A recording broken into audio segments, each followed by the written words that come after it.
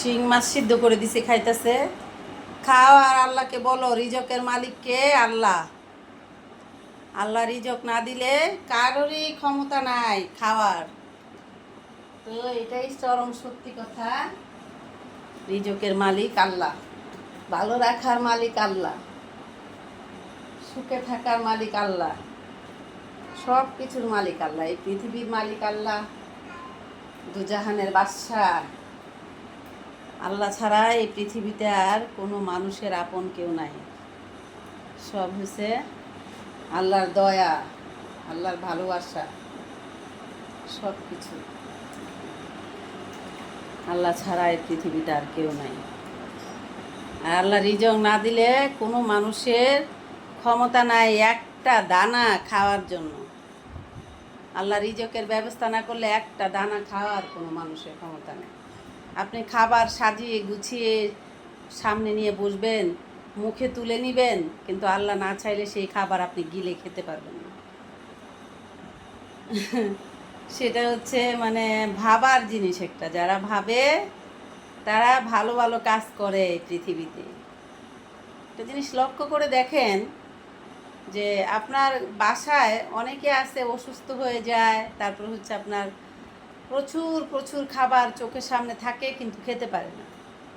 কেননা সে অনেক ধরনের অসুস্থ থাকে, ডক্টরের নিষেধ থাকে, যেটা খেলে তার অসুস্থতা বেড়ে যাবে। যেমন ডায়াবেটিসের রুগী জীবনে কত কিছু খাইছে, সেই খাবারগুলো এখন ডায়াবেটিসের কারণে খেতে পারে না, কারণ খেলে সেটা তার মরণ ব্যাধি, সেটা খেলে সে অসুস্থ হয়ে যায়।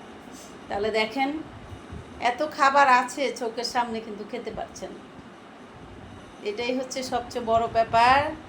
সবশেষে একটি কথাই সত্যি কথা, সেটা হচ্ছে রিজকের মালিক আমার আল্লাহ। আল্লাহ না চাইলে একটা মানুষ একটা রিজক খেতে পারবে না, এক ফোঁটা পানি খেতে পারবে না। আপনার আমার আমাদের একটা রিজক পৃথিবীতে থাকতেও আমরা বোধহয় মৃত্যুবরণ করবো না, আমার মনে হয় হাদিসে সেটা রয়েছে।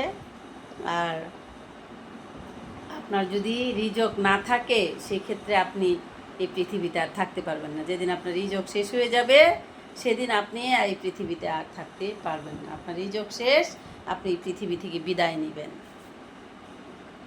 সব হচ্ছে আল্লাহ তাআলার কারিশমা, আল্লাহ তাআলার মানে বাস্তব কিছু জিনিস, আল্লাহ তাআলার কুদরত। হ্যাঁ, সবাই আল্লাহর উপর ভরসা করবেন। কষ্ট দুঃখ যন্ত্রণা মানুষ মানেই জীবনে আসবে। আমি বিশ্বাস করি সব কিছুর মালিক আল্লাহ। লা ইলাহা ইল্লাল্লাহ মুহাম্মাদুর রাসূলুল্লাহ সাল্লাল্লাহু আলাইহি ওয়াসাল্লাম। সুবহানাল্লাহ, আলহামদুলিল্লাহ, লা ইলাহা ইল্লাল্লাহ, আল্লাহু আকবার।